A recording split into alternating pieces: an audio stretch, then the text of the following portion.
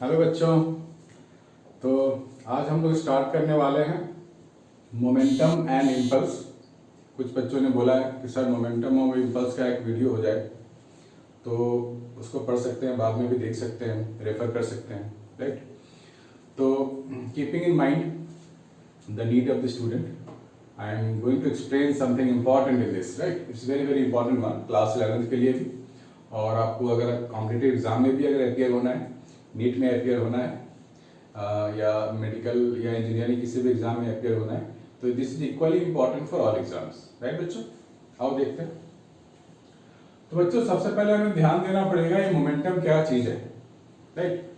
तो मोमेंटम का मतलब होता है बच्चों कोई भी मास जिसके पास कुछ स्पीड हो, कुछ वेलोसिटी हो, उसको बोलते हैं उसके पास मोमेंटम है। लेकिन कोई अगर मास तो है लेकिन वो रेस्ट पे है, मीन्स नो वेलोसिटी, तो बोलेंगे उसकी मोमेंटम जीरो है। तो बच्चों मैं यहां लिख सकता हूं momentum denoted by p, this is equal to mass into velocity.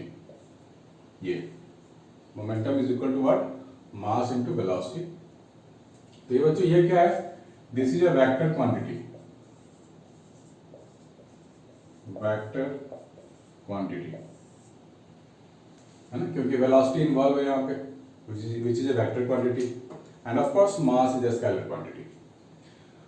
तो बच्चों थोड़ा सा अगर मैं बात करूं, कैलकुलस थोड़ा सा इस्तेमाल करूं, तो I am going to take rate of change of momentum. Momentum का चेंज होता है किसी रेट से, तो हमें क्या मिलता है बेसिकली, यानी कि मैंने d बाई डी टी लगा दिया both the sides, d by d t both the sides, तो मुझे क्या मिलेगा, मुझे मिल जाएगा dp by d t is equal to m into dv by d t, यही मिलेगा।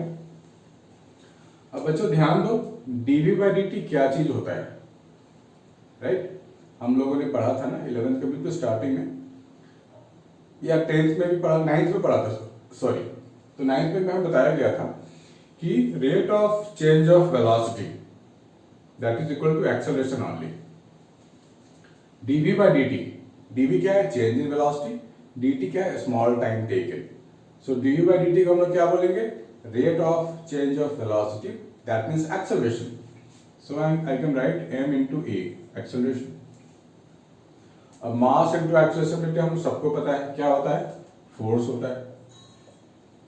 तो मेरे को क्या मिल गया, मैंने यहां से स्टार्ट किया था, मैं यहां पे आ गया, that means I can write dp by dt is equal to force F। इस चीज को आप लोग ध्यान में रखो बेटे, इसको स्टेटमेंट में भी लिख सकते हैं हम लोग, rate of change of momentum of a body is equal to force acting on the body. सीधी सी बात है। अब बेटे एक चीज अगर ध्यान दे दो, if total force acting on the body is zero, F is equal to zero, तो मुझे क्या मिलेगा, dp by d t is equal to zero हो गया।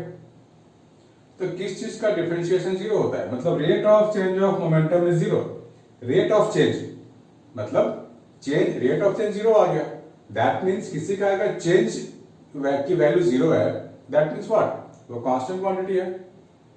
ठीक है, मैं पहले आलू खरीदता था 10 रुपए किलो, एक महीना पहले, आज भी खरीद रहा हूं 10 रुपए किलो, तो चेंज कितना हुआ, जीरो चेंज, यानी कि 10 रुपए kilo is a fix quantity.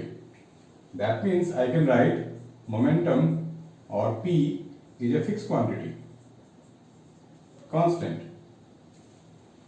That means if total force acting on the body is zero, then momentum remain constant और कंजर्व। इसको बोलते हैं principle of conservation of linear momentum. इसका स्टेटमेंट लिख लो आप लोग, principle of conservation of linear momentum।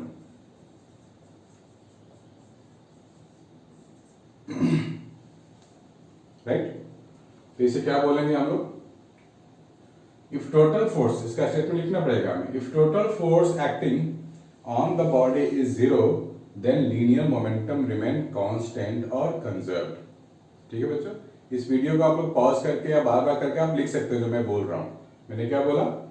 If total force acting on the body is zero, that means linear momentum is constant और कंजर्व्ड। ठीक है, स्टेटमेंट भी एग्जाम में आ सकता है क्लास 11th में। अब बात करते हैं इंपल्स की।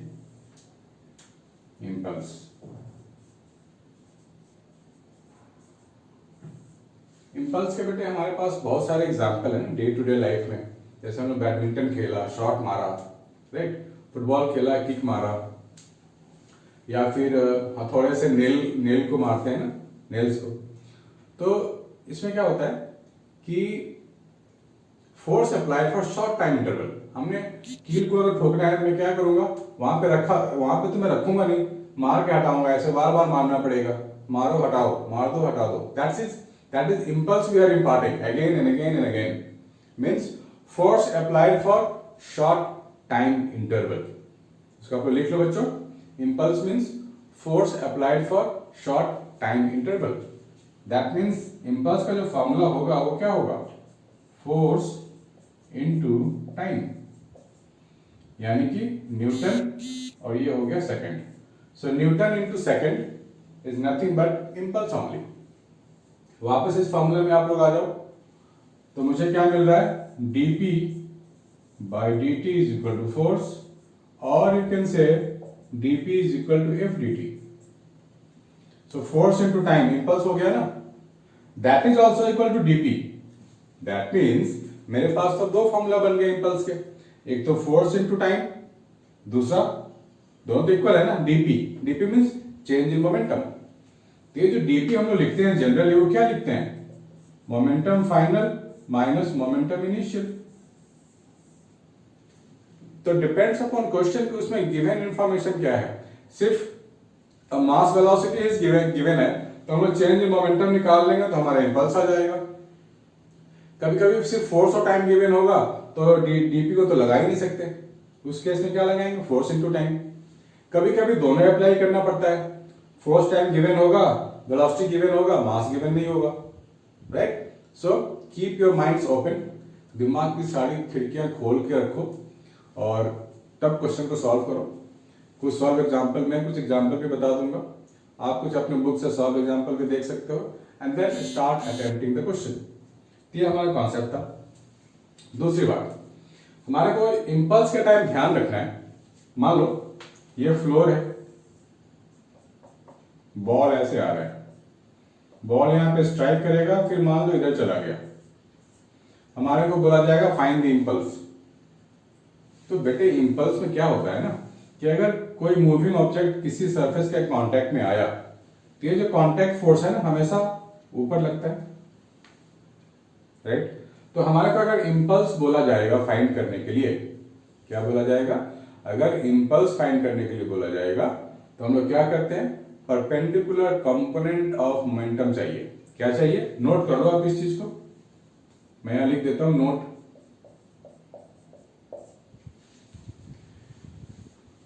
In case of impulse, we need to find the perpendicular component of momentum to the striking surface. ठीक है, दोबारा बोल देता हूं मैं। Perpendicular component of momentum has to be taken to the striking surface to find the impulse. Right? अगर ये ball ऐसे आ रहा है, this is your vertical direction, this is your horizontal one, तो मेरे को ये एंगल खोज लेना है। क्वेश्चन में कहीं ना कहीं गिवन होगा, मान लो ये थीटा है और ये पी आई है, आने वाला मोमेंटम, तो इसे मैं बेंड कर दूंगा इधर। जब भी हम लोग किसी वेक्टर को बेंड करते हैं तो क्या लिखते हैं? ये जो एरो है, ये तो एरो ऐसा चेंज हो जाएगा, ऐसे था तो ऐसे हो गया।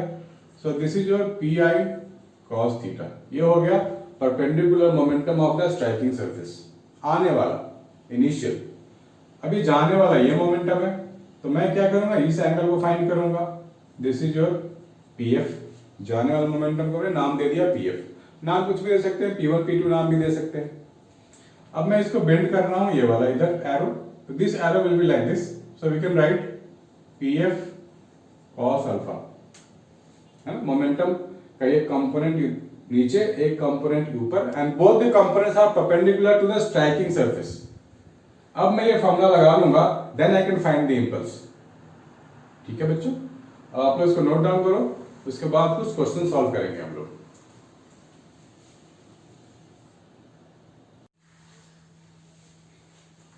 हाँ बच्चों, ये क्वेश्चन हमारे को गिवन है। क्वेश्चन गिवन ये है, आपको दिख रहा है डायग्राम में, one ball of mass 2 kg and velocity 5 meter per second coming like this striking at 30 degree with the floor and reflecting at an angle of 45 degree with the floor with this given velocity 7 meter per second and mass remains same।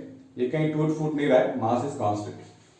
Find the impulse received by the ball from the floor, right? तो impulse find करने को बोला गया है, और यहां मास और velocity की बात हो रही है, फोर्स की तो बात हो ही नहीं रही है। दैट मीन्स मैं क्या करूंगा, मैं लगाऊंगा DP, momentum final minus momentum initial. तो सबसे पहले जहां ये दोनों मोमेंटम यहां मीट कर रहे हैं, आप एक काम करो, यहां पे एक वर्टिकल एक्सिस ले लो, यानी कि वाई एक्सिस ले लो, and floor itself acts as an X axis. तो सबसे पहला काम होता है एक्सिस को डिफाइन करना, वो हमने कर लिया। अब मैं ये एंगल फाइंड करूंगा, ये कितना हो जाएगा, ये 60 हो जाएगा, क्योंकि ये टोटल 90 है, ये टोटल 90 45 गया, तो इधर ये 45 हो जाएगा, दिस वन। ठीक है, ठीक है। अब क्या करें, अब हमारे को थोड़ा देखना पड़ेगा कि यहाँ पे हो क्या रहा है और इसका कंपोनेंट कैसे ले। तो जब हम लोग इंपल्स की बात करते हैं तो हमारे को पता है कि परपेंडिकुलर कंपोनेंट मेरे को लेना पड़ेगा। तो मैं इसको बेंड करूंगा परपेंडिकुलर टू द फ्लोर, ये वाला। So this arrow will be like this. ठीक है, तो यहां का मोमेंटम कितना होगा, 5 into 2 10 kg metre per second. P initial कितना है बच्चों, 10 kg मीटर पर सेकेंड। तो इसका नाम दे दिया मैंने पी आई। अब मैंने पी आई को ऐसे बेंड करूंगा तो ऑफ कोर्स ये वाला एरो अब ऐसे मिलेगा डाउन जाने वाला। तो कितने से बेंड करना पड़ेगा मुझे, 60 डिग्री से। So I can write P I cos 60 degree. अब इसे बेंड करना है मुझे 45 डिग्री से। सो पी एफ है 14 kg मीटर पर सेकेंड। तो ये बेंड होके ऊपर जाएगा, तो arrow will be like this. This is P f cos 45 degree, this one. मतलब आने वाला मोमेंटम, ये फ्लोर है हमारा, ये हो गया P I cos 60। Cos 60 half होता है ना, तो मैं लिख सकता हूं पी आई बाई 2। अब जाने वाला मोमेंटम है पी एफ कॉस 45। कॉस 45 होता है 1 बाई रूट 2, तो मैं लिख सकता हूं p f by root 2, this one. अब मैं वापस आ जाऊंगा इस फॉर्मूले में, तो मैं क्या लिखूंगा, dp इज इक्वल टू, तो फाइनल मोमेंटम मेरे पास है पी एफ अपॉन रूट 2, जाने वाला फाइनल मोमेंटम। हाँ सब, अब मुझे यहाँ पे डायरेक्शन पे ध्यान देना पड़ेगा। अगर मैं जाने वाला पॉजिटिव ले रहा हूं तो आने वाला नेगेटिव लेना पड़ेगा।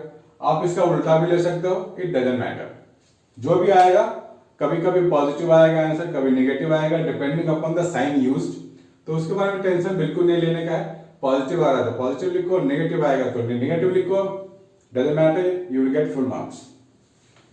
Momentum final p f upon root 2 और p i by 2। So p f कितना है, 14 है, 14 बाई रूट 2 माइनस 10 बाई 2, राइट। इसको फर्दर सॉल्व करना चाहो तो कर सकते हो। ये हो जाएगा 7 root 2 minus 5 kg metre per second. इसको फर्दर सॉल्व करना चाहते हो तो कर सकते हो। रूट 2 को मैं ले सकता हूं रफली 1.4,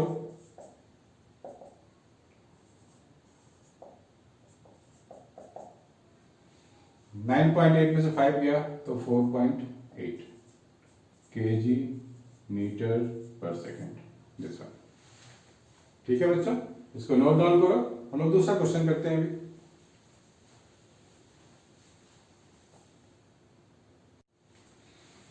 बच्चों this is your question number 2। हमें बोला गया है find the impulse from this graph. Try करोगे खुद से?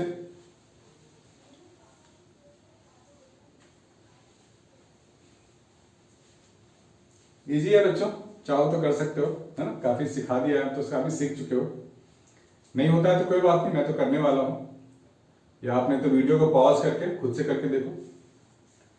यहां फोर्स टाइम की बात हो रही है, तो फॉर्मूला तो मुझे पता ही है ना, impulse is equal to force into time.